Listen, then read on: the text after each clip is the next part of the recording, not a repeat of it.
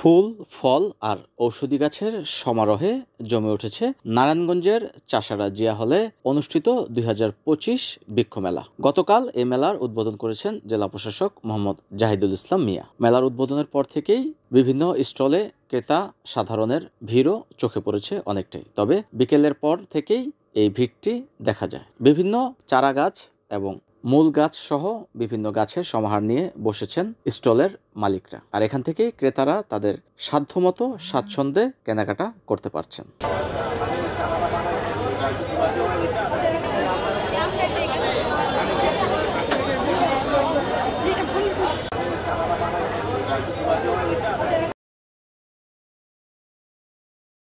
NEN TV, Narayanganj.